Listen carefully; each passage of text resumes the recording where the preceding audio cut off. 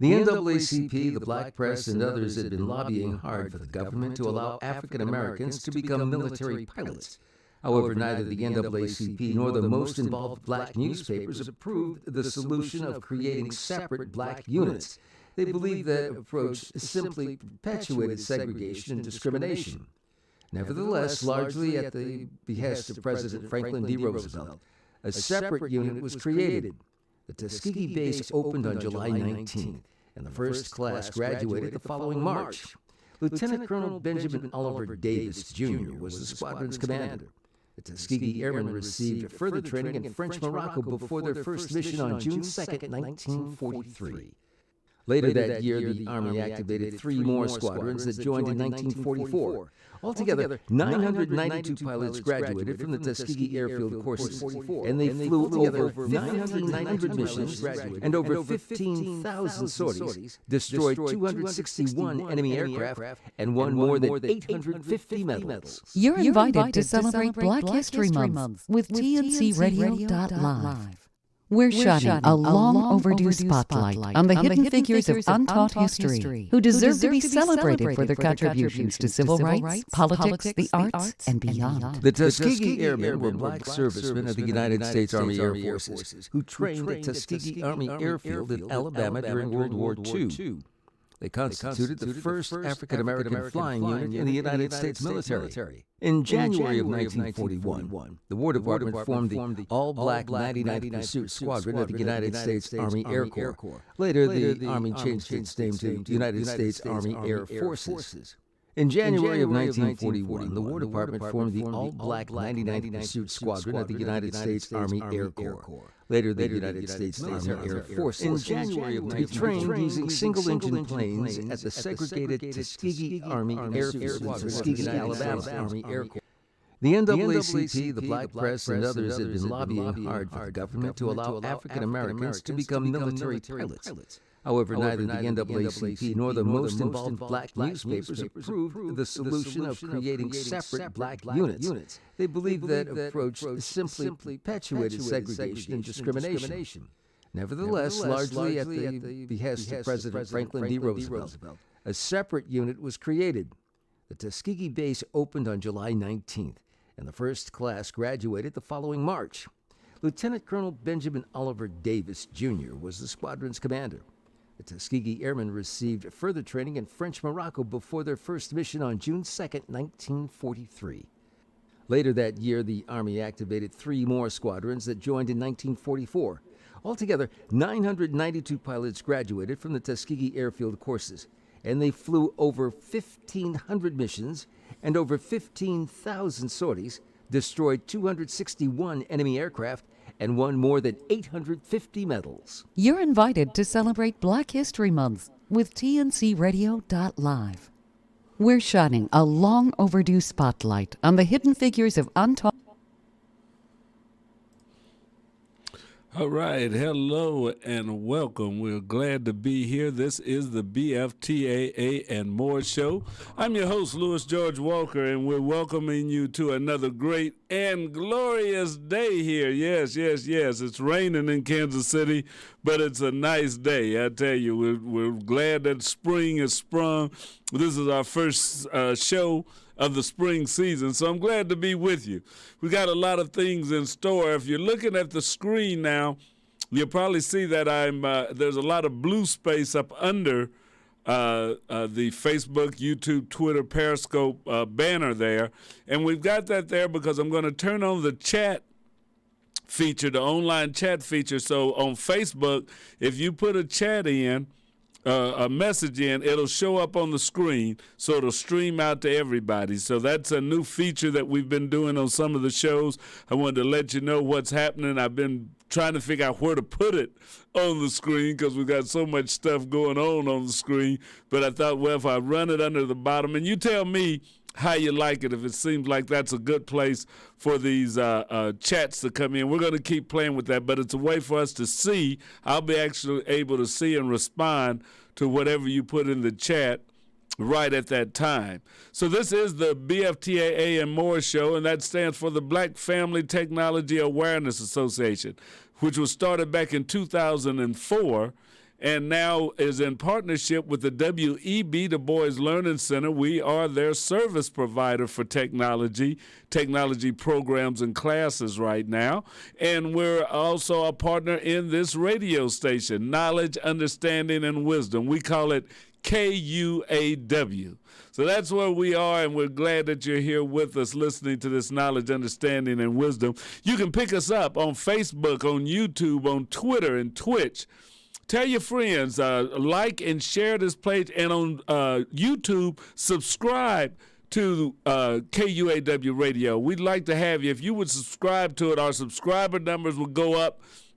That would help us to do more. That would help put us into the money situation where we could actually get paid for these broadcasts. Not that we'd get paid a lot, probably $1 or $2 a month, but to start getting to where we can monetize this radio broadcast and be able to support it even more to bring you more features and more news and information.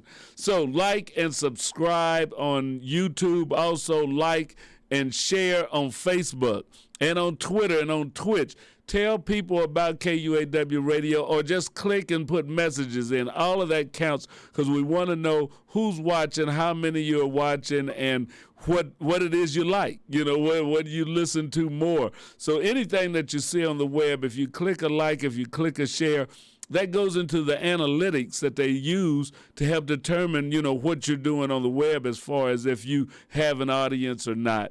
So we'd love to have more people listening to us, and you are the ones that can help us with this. This is a all-volunteer broadcasting medium. I say radio, but we're really multimedia because we're actually broadcasting audioly and we're broadcasting visually on the web, around the world, on Facebook, on YouTube, on Twitter, on Twitch, on your smart speakers, on your Amazon and Googles. If you tell it to play KUAW, you'll get us. And also we're on Get Me Radio, which puts us on the Amazon Fire, the Apple TV, and all of those sites. And we're on Roku now, so you can find KUAW all over the web. We're getting ready to go into the metaverse next. Yeah, that's right. We're going to be doing some virtual reality broadcasting. So we want to stay up with what's going on in technology, and we want our community to be up on what's going on in technology, because that is a way to improve the standard of living, to improve our communities. A lot of that can be done through a better usage, understanding of, and learning about technology and how we can use this internet, how we can use data, how we can use these different things. You see that talk about cryptocurrency, which is all online. I can't say that I understand all of it, but just think of all the money transactions that you do right now, pay bills and a lot of stuff online, buying and selling. So all of these uses of technology, we should be involved in creating applications, having technicians that are working in the data centers. A lot of the things that we're seeing, we should definitely be more involved in. The African Americans are not represented, even according to our population, when you start talking about technology fields. So we try to encourage our young people to get involved in technology, and we also want adults to go back, because you're lifelong learners. So you may have to go back and read and learn, take another class, but keep improving, keep learning more, keep doing more in this technology field, and you just get better at it. So that's one thing that we're about here. Another thing that we're about is spreading the pathway through college and education. So we want people to look at STEM educational pathways, and a lot of our HBCUs, historically black colleges and universities, are really getting involved in technology now. And you may say it's late, but it's better late than never. They're starting to get funding from some of the major corporations. So that is what has always been lacking, is having the funds to have more programs, and a lot of funding is coming that way. Not as much as should, but we're working on, getting as much as you can. So, those classes, we want to have our kids go into those colleges looking for those classes. And they're not fluff classes. You've got to really, there's some rigor into becoming an engineer, into becoming a data scientist or a computer scientist or excuse me, mechanical engineer, electrical engineer, any of those things, they're not the easy courses, but it has a lifelong payoff that's well worth it. And it's not for everybody, but we definitely want as many, and we need more than what we have in the pipeline right now.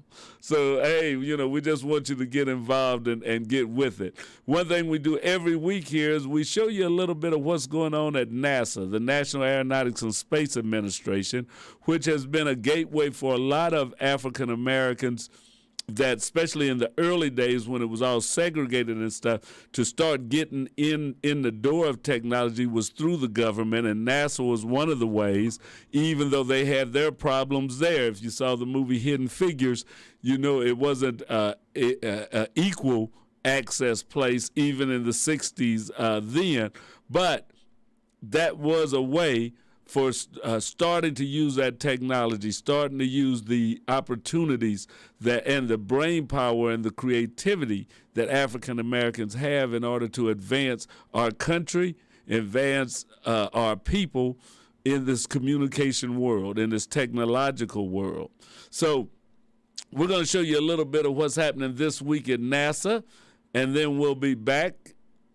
I'll see about turning on the chat so that you guys can get in and go on Facebook and stuff and chat with me right now.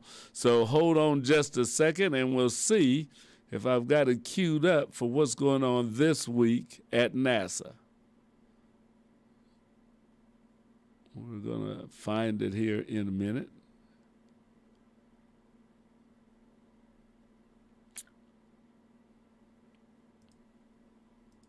Preparing the space station for solar array upgrades, rolling out the spacecraft for our Artemis 1 mission, and the Webb Space Telescope team reaches another milestone. A few of the stories to tell you about this week at NASA.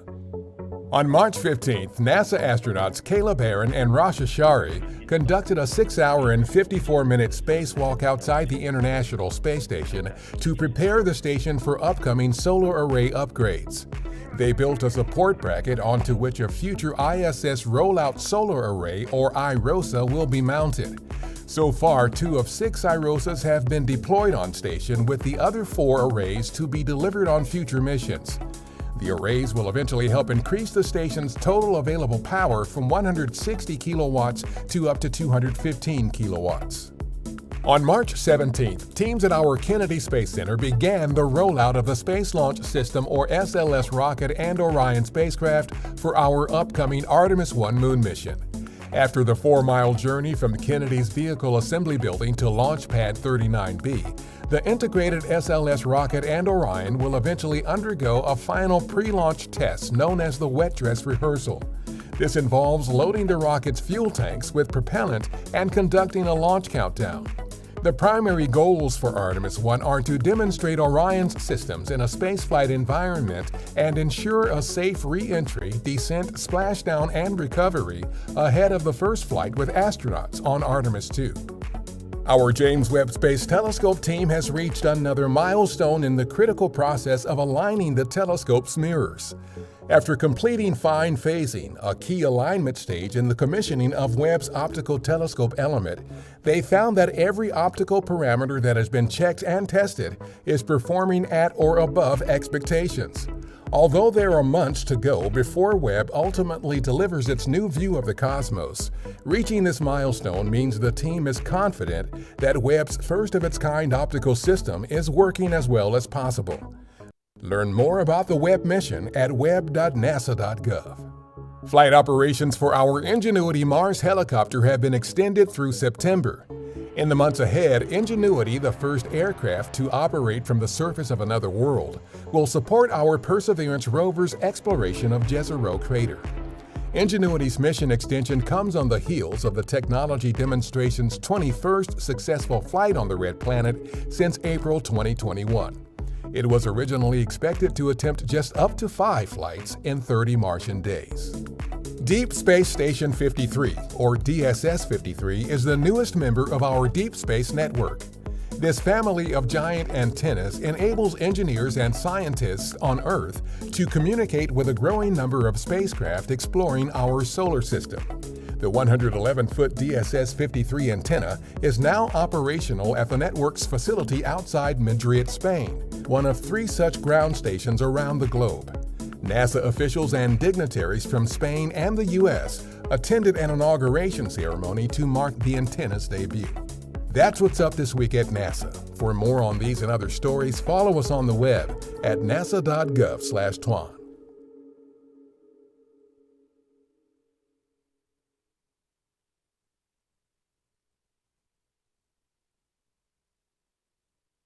All right. Yes, we're back at it. That was what's going on in NASA and a lot of things that are happening right there. I did turn on the Facebook chat. I don't know exactly which Facebook page it is linked to, but I think if you're watching this video and you put something in chat, I should be able to see it. It said the connection was there because we're broadcasting right now on our Black Family Technology Awareness page and on our KUAW radio page. But I think if you put it in, I should see it. Hopefully some of you text on both pages. Tell me what page you're on. And send me a message over Facebook. Put a message in there from either the KUAW page or the Black Family Technology Awareness page, whichever one you might be on. And I'll see it, and I'll know which one it's linked to. But we do have it up. The chat feature is now open and ready to go. So yeah, that's interesting piece. I kind of like the feature that we have. Let me refresh it here. There you go. Yep, the connection is up. It's established to the Black Family Technology Awareness Association page. So if you're on KUAW radio page, it won't show me the text right now because it established the link on the Black Family Technology Awareness Association page. So go over right now to the BFTAA page on Facebook and put your question or comment in, and I will see it. Next week, I think if I turn up the KUAW first, it will link to that and then go to the other one. So, yeah, we'll get on it. I also want to be able to get the chat feature from my YouTube, because I see that I have a listener over on YouTube right now, and they're typed in. So I want to get to where the YouTube words come in here also. So that's going to be the next thing to work on, is to see if we can get the chat from YouTube and Facebook to show on the screen at the same time, and that way we'll be able to talk to any of you guys that come on, want to work with us and stuff. So that is a great thing. Hey, but as we keep going through this day, and it is nice outside, I tell you, it was nice yesterday. Yesterday was really great. I had a new show that we started here. We had 3 shows for yesterday, and it had me tied up after church to being in here. But next Sunday I don't have any shows, so I'll be able to get out on that fishing bank and try and do a little bit of fishing. For those of you that don't know, I do go out fishing. I have a kayak, so that's my technology that I use in the water. And I can get out and kayak, exercise a bit on it, and catch some fish. So I'm ready. Been in the house all winter and only did a little bit of dock fishing, so I'm ready to get out and do some real fishing. But that's enough of that right now. It's BFTAA and more. So let me bring you up with what's going on now at NASA on Space to Ground, because they always give us a little different information on Space to Ground from the National Aeronautics and Space Administration. So let's see what's going on this week at NASA with Space to Ground.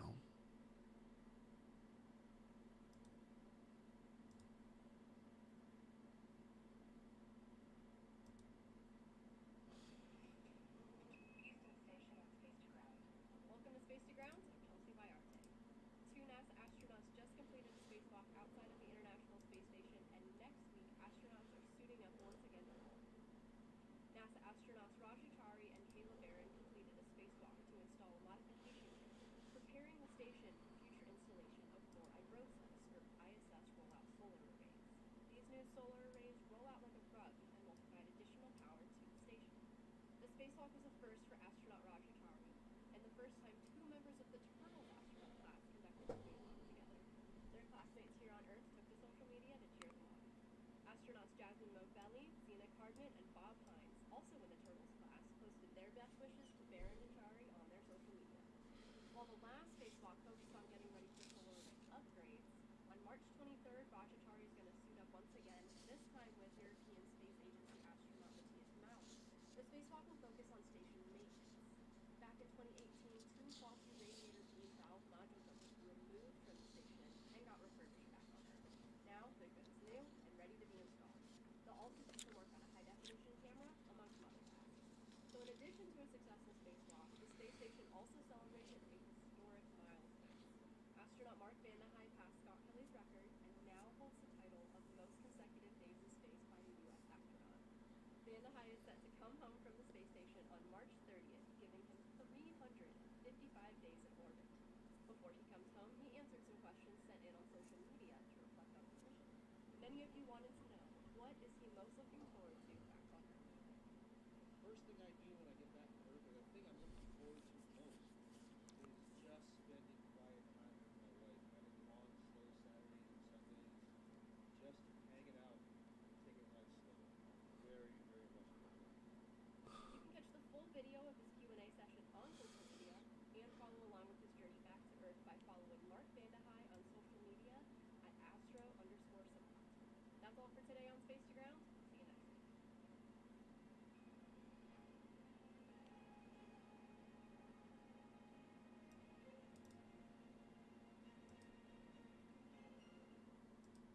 All right. That was Space to Ground. So a little bit of information and a little bit on the personal side that after you've been in space a long time, you just may want a little quiet time where you don't have to be on call 24/7.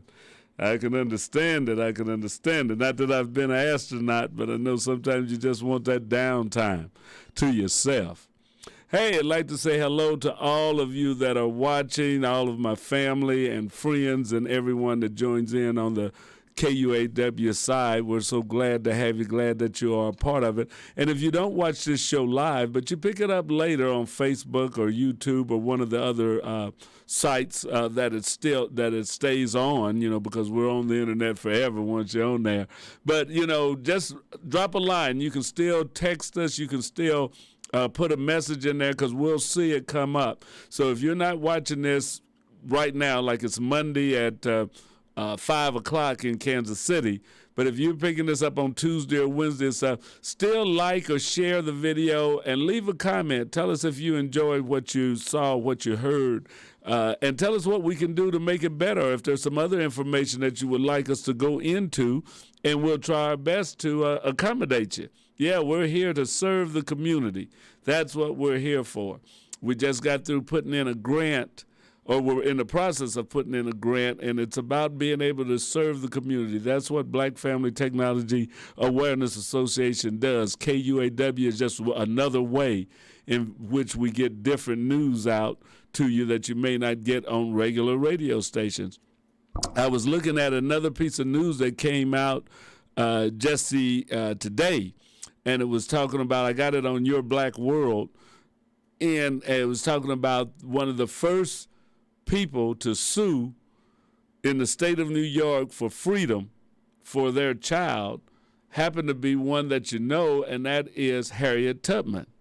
Yes, Harriet Tubman filed a lawsuit to get her youngest child freed in New York State, even though, a lot of people think, well, slavery was in the South. Well, no, not just in the South. It was in the North. It was all over the United States at the beginning of this country. And in 1799, they passed a law that any slaves born after 1799 would be emancipated, but only after they reached a age of a young adult, say like 18. So they would be indentured servants until they were 18, and then they could be freed. So any slave child that was born after 1799 in New York State, when they reached the age of 18, they would be free. So they didn't just free them right off the bat, but they would be free. They'd be indentured servants until then. So that was a form of slavery because they weren't getting paid as indentured servants. So even though you were born and you were going to be free, you had to work till you were 18 as an indentured servant which is a fancy name for a slave. Basically, it had a time limit on it. It wasn't lifetime.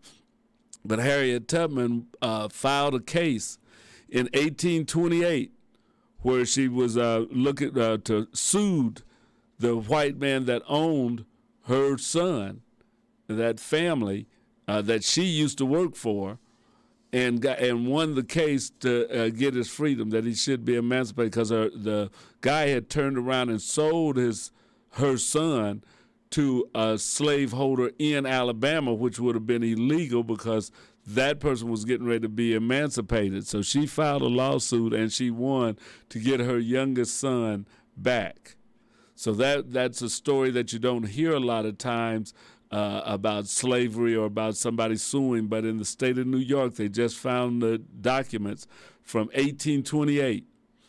8 pages, complete proceedings. This was shown on CNN.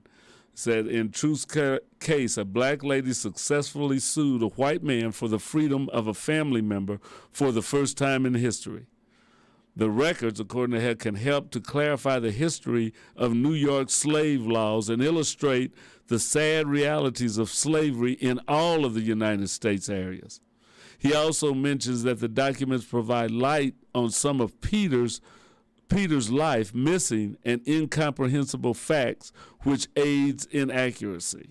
So yes, that was a thing. New York was an important slave harbor for the Western world in the 18th century. So in the 1700s, up to the 1800s, a lot of slaves came in through New York. The same place the Statue of Liberty is now was where the slaves came in. Yeah, so that's something that you'd have to know. And despite the fact that Truth was a free woman in the 19th century, her 5 children were still enslaved. Truth's youngest son, Peter, was an indentured servant. So that was a thing. So this was going on even in New York State. So we need to know the correct and the whole history of the United States so that we can better react and know, about our family, about our people, and about this country. This is what happened. We don't want to sugarcoat it. We don't want to say it didn't happen. We can't hide it. This was what happened. So we're living with the results of that right now. And there's a lot of things that still need to be done and corrected. But, we have to know all of what happened, where it happened, who it happened to help alleviate that and to move on into a new world. So that was one fact that came out. I also saw some good news as you talk about technology. They're working to stimulate the nerves to help people that are paralyzed, like from the waist down, to be able to walk again. That through electronic stimulation and an implant, they've been able to work with, that's a few people, this isn't a breakthrough right now, but to get to where they can control their legs through an implant that's in them and working with a tablet, that they want to walk, that they'll put it on the tablet and the impulses will be given to work their legs. So it's not like something that's making you walk like normal again, but they're starting to work on that if they have an implant they can get, if you had a complete spinal break, to connect to the spinal cord that's, if it's still in good shape, that goes to your legs and the rest of the way down, and to be able to control it through technology, working with a tablet and getting the impulses to go right. So that's a check. If that works, if they can improve upon that, it may be at a point where they can control it in other ways. But, for a person that can't walk, any way that you can walk is probably better than not walking at all. And it's early tests that they said they've only did it on 3, 4, 5 people. So it's a long way from being something that is going to be helping a lot of people right away. But it's showing that people are working on it, and that's technology. Because our body, our systems that we have in our bodies, our brain, works with electric impulses. We are a technology ourselves, albeit an organic one. This is living tissue. We're not a robot or anything, but there are electrical impulses that go through our brain that help us to think what we're doing, what we're seeing, how we react to things, what you feel right now. All of this is relayed through cells in the brain, through electric impulses, through charges. I mean, it's not like you're running off a battery or anything, but there's electrical charges that go through and that create everything that we see, everything that we perceive of the world that we're in now. So we're learning more about it, and it's good that we're able to do things that maybe benefit people, and that's one of the promises of technology. Technology can be used for good or bad, but if it can help people that can't walk, that have been in accidents or things like that, to walk, then why wouldn't we do it? But it's not to say that all technology inventions and stuff have had a beneficial effect. Sometimes they can be used in the wrong way, but that doesn't mean that we get rid of technology altogether. Ethics are something that we have to build into as we advance in technology, is to use it ethically.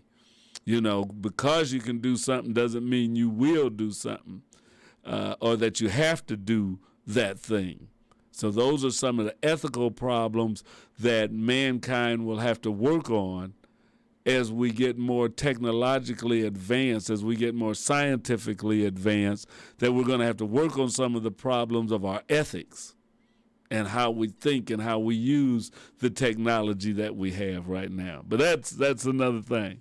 Hey, there is an event coming up starting in April, and April is pretty close, a little more than a week away, that we're going to be a part of. It is a poetry event that is going to be happening down at the Bruce Watkins Fountain, that pavilion down there by the Spirit of Freedom Fountain, I guess across the street from it, right there at Brush Creek in Cleveland, okay? I don't know what they call that fountain part, the little amphitheater that's outside that goes down toward Brush Creek. There's going to be poetry there, and it's going to be happening every weekend. I think every Saturday in April, which is National Poetry Month. I'll see if I can pull up the information. My good friend and one of the supporters of this radio station and producer of a couple of shows, Mr. Terrence Williams, is involved in it. And KUAW Radio is definitely going to be a part of it and working right there with it. Let's see. I got to get the event and the amounts and what's going to be happening. You would have thought I had that pulled up before I got you guys on here, but I don't. So it's one of the things that I'm looking up while we're live online. If Terrence would call in, he could maybe talk a little bit about it, what's going to be happening. Let's see if I pull up KUAW. And I should have had that as one of the items pulled up on my screen so I could show it to you, because now I'll have to show it to you next week, and it'll be close to the event. The Gospel of Poets was on last night, and they were speaking of it, Miss Sherry Hall and I forget the other guy's name that was in here. Oh, man. It happened. Okay, Saturdays, here it is, from 4 to 7 p.m., at 3708 Emmanuel Cleaver Boulevard. They're going to be starting with, let's see, it's going to be hosted April the 2nd by 337. That's one of the poets that's going to be there. It's at the Freedom Fountain Amphitheater. That's what they call that. The Freedom Fountain Amphitheater is going to be as part of National Poetry Month in April, every Saturday from 4 to 7 p.m. Every Saturday. Go down there and check it out. There's going to be a lot of poets from the Kansas City area. There may be some national poets. I don't know for sure what the lineup is, but we want to check that out. Every Saturday in April, as part of National Poetry Month, you can go down to the Bruce Watkins Amphitheater. Freedom of Fountain Amphitheater, excuse me, not Bruce Watkins, the Freedom Fountain Amphitheater. So that's what they call the big gold fountain there, is the Freedom Fountain. Across the street on Cleveland and down through the park there is an amphitheater that's been built, and they're going to be using it to do some poetry every Saturday, and it's from 4 to 7 p.m. So be there and support not only poetry, but to support the other groups that are working with this. Some of the sponsors are Girl, City Councilman Brandon Ellington, and the KUAW radio station, of course. And who else is that? Oh, Poetry on the Vine. And Poetry on the Vine, and there's another supporter, and I can't read it on this photo, but Poetry on the Vine is bringing it up. National Poetry Month, and there's going to be poets down there every Saturday from 4 to 7 p.m. So we'd like for you to be there. We're going to be there doing some videos. I don't know that we'll be able to remote broadcast from the locations, but we're going to be down there. We'll definitely be posting and showing you some of the videos of the poets afterwards here on this station, but we'd like to do some of the live work for you too. So that's something that's coming up here in Kansas City, and we're kind of glad about that. We're also working to make sure that you know that you can give and support the Black Family Technology Awareness Association and KUAW Radio while you're listening right here on this station at Facebook or on YouTube. There's a donate button.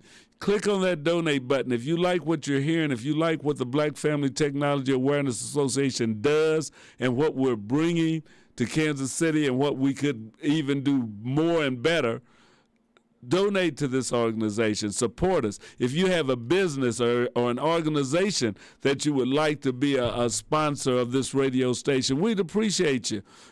Support what's going on in the community. Tell what your story is, what your organization is doing. Be a sponsor of BFTAA KUAW Radio. Yes, we've got a lot of ways that you can be a sponsor. If you would contact us, we can go over it, and we'll find a way that we can put your banner up on our on our webpage, also on the advertisement or the floating banner that we have here on the shows while it's on. Your group can be up there, so that you would, we had your logo or your picture, even as an individual, if you want to be up there, become a supporter of KUAW Radio, and we'll have you on this rotating banner that shows every time that we do a broadcast. So you'd be on everybody's shows, and it would show that you support what's going on, that you support KUAW Radio, that you will support positive information in Kansas City, that you support uplifting the people in our community. So if you're a supporter and you want to be a part of that, join KUAW Radio. Join the Black Family Technology Awareness Association. We'll be glad to get your donation. It could be $5, $10, $20, $1. Whatever it is, we're appreciative. We know you work hard for your money, and that anything that you can donate and do donate is something that you have chosen to support. And we appreciate that, and we want to keep bringing you new and innovative, not only shows, but technology. It's just like putting the chat up on the screen and working on that. We're working right now with some young people from Alta Vista High School. They're going to be doing a podcast and broadcasting for this trimester. It's a project that 5 of them, I met with them today for the first time, and they're going to be building a podcast and a broadcast that's going to come out at the end of the semester from interviews and a story that they put together that we're going to run on the air. And it's going to be right here on KUAW Radio. It's going to be online. We're wanting to support the young people and encourage them, and we're looking to bring their voices out to you. So that's what we're about. We work with anybody. We work with everybody, and we're just about getting you some good information. If you haven't listened to some of the shows on here, like KUAW Radio so that anytime we go live, you'll pick it up.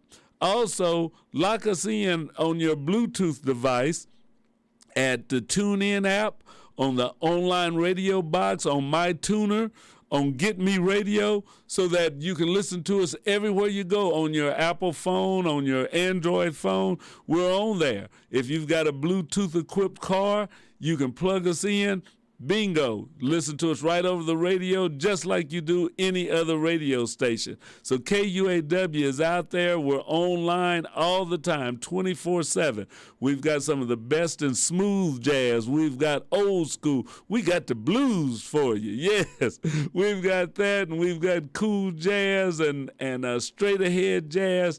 We got a little bit of bebop there. So check us out. 24 hours a day. You can get a lot of information. You can get entertained. Our weekend entertainment is great. I mean, if you haven't listened to the Blues Time in the City, for all you blues lovers out there, you got to check us out. Saturday and Sunday, listen to Rosine Bailey and Blues Time in the City. And we've got the heavy storm, quiet storm, for you to ease out into the evening with on Friday night and Saturday night.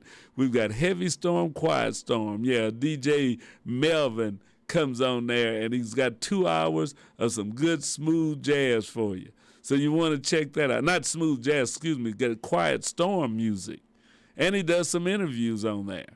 So, you want to listen to that. Also, you can listen to yours truly. Yes, this is Scatter coming at you with some of that old school stuff. Yeah, I go back into the 60s and the 50s. I had some Sam Cooke playing last week. I'm on every day from 12 until 3. You can pick up my show. You can get some of the old school music that you grew up with. And some of it that your mom and daddy grew up with. Yeah, that's all right. But that's what we've got here at KUAW Radio. So I hope you enjoy this show. I hope you enjoy this radio station and you continue to listen to us. Support those that support this community. The W.E.B. Du Bois Learning Center is our partner of this broadcast of this whole radio station. Support the W.E.B. Du Bois Learning Center. Yes, they're doing some online tutoring right now. The building is going through a renovation, and we're getting ready to open back up for classes come September in person. But if you want to get your child involved in some online tutoring, if they need reading or math help and stuff, W.E.B. Du Bois has been with you and there for you for over 40 years right here in Kansas City, and they're still there for you. You can get them online. There's virtual tutoring going on every Saturday and I believe Monday evening. But check out the W.E.B. Du Bois Learning Center webpage. Enroll your child in the online tutoring so that they can keep up or that they can get ahead. We don't just care about them keeping up or getting caught up. Let's see if we can push them ahead a little bit. Yeah, it'd be good if they graduate in the 11th grade, or by the time they did graduate, that they had a year's worth of college credits already built in from taking AP courses. We got to think about how do we push that needle forward? How do we support our children? How do we grow this community? And this is a way. So support those that support you right here in the community. The W.E.B. Du Bois Learning Center, the Girl Program. That's right. The National Black United Front, NBUF, Esteem Village, Urban Tech. These are organizations that are right in the community, serving, doing the work in the trenches with our youth, with the families, with the adults every day. Every day. Oh, they got it up there. If you want to contact for the tutoring, go to www.duboislc.org. So it's www.duboislc.org. It's on the screen right now. So one of my listeners put it up there for you so you can contact the W.E.B. Du Bois Learning Center for tutoring. They're still tutoring. It's virtual right now. It's online. Come September, we're going to be laid out with things really shining and spiffy around here and ready to go. So we're constantly growing and doing things. So stay with us. We've got our robotics program that's meeting right now. We come through a little bit of dust, but we're right here at the W.E.B. Du Bois Learning Center. If you'd like to get your child involved in the robotics program, if they're a middle or high school student, we're still taking students in, and we're working right now to set up a summer camp. So we want to get the kids involved in that. So if you want to get your child in technology summer camp, contact the Black Family Technology Awareness Association. You can contact us at www.bftaa.org. So these are a lot of groups here. We're trying to be of service to our community, to this city, and to the world at large. Support those that support you. Thank you for listening to the, hey, I see they got that, boy, they're on the job here and stuff. I appreciate it.